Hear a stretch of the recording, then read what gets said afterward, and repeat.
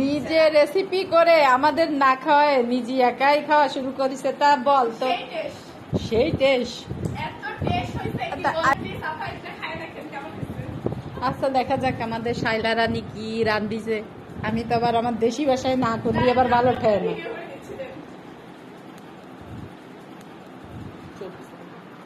তো এই যে আমি দেখতে পাচ্ছি এটা কি বড়া, সেটা তো বুঝতে পারতেছি না।